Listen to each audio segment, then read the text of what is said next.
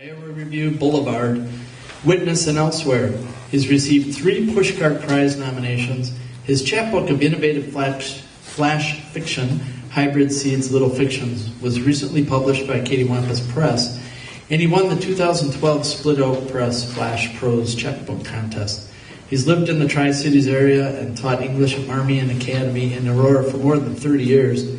His PhD in creative writing comes from the University of Illinois at Chicago. Richard, please come up. Well, first of all, I want to thank Rita and Laura and Kevin and Ann. If anybody ever asks me if I know somebody who could plan a White House state dinner, I know what names to give them, because it's been just great working with all of you to be here tonight. This is a short piece called In the Company of Writers. Because my mother-in-law lived in the same apartment complex as the editor for a Fox Valley Arts magazine, John Buckley, occasionally I'll have the good fortune of meeting him in the parking lot. One of us perhaps throwing out trash, the other pulling in to park. Getting out of the car one afternoon, I heard, "Hey, Rick." John had these great pipes, and I can't imitate it, but I'm going to try. "Hey, Rick." And there was John walking over. "Did you read the email from the writers group yet?" he asked. We both belonged to the St. Charles Writers Group, sponsored by the town's library. One of our new members wrote that she couldn't have spent her morning better in the company of writers. He paused, as though just having handed me a gift. "Isn't that beautiful?" he continued. "In the company of writers. I love the sound of it." He was right. It was marvelous. "I won't steal it," I assured him, even though I'm tempted. That afternoon he called up. "Rick, I want you to have the phrase.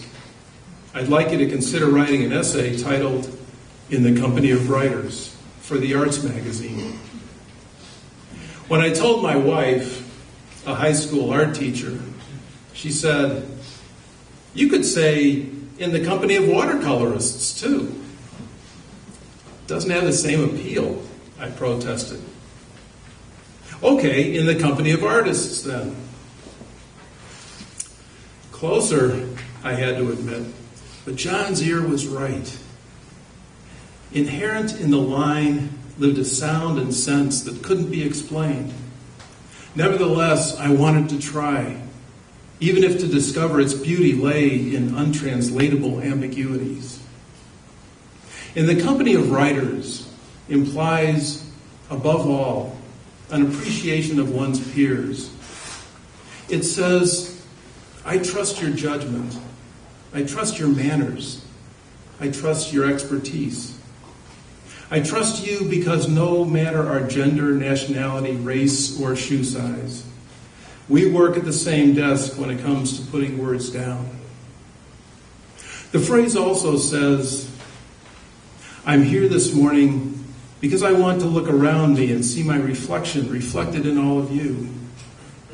I want you to return my look and know we know each other on some level better than brother knows brother.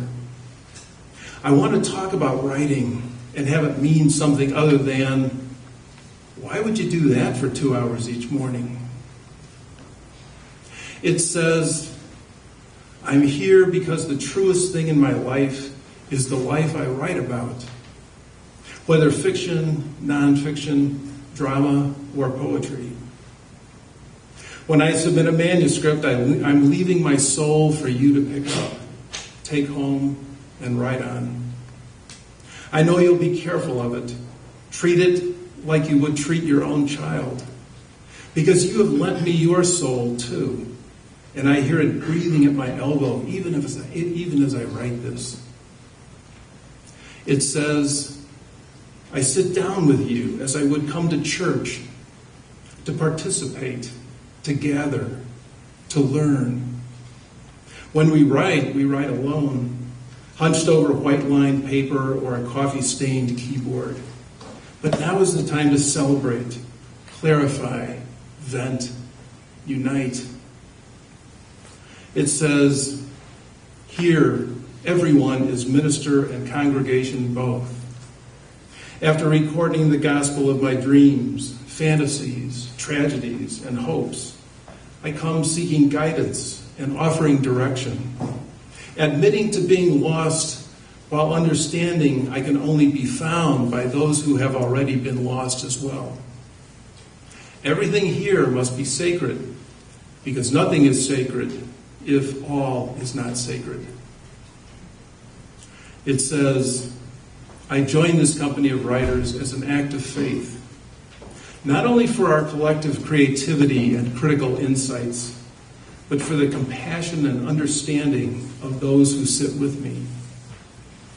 Those hands I submit to, and nothing I can do, will repay their devotion to their task, other than give back to them in kind my best deliverance.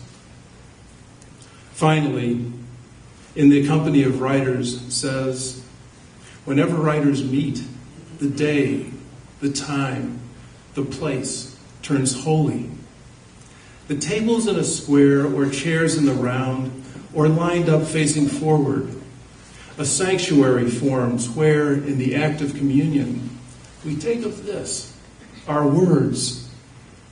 We read and review them in the remembrance of what makes us us. Amen. Thank you.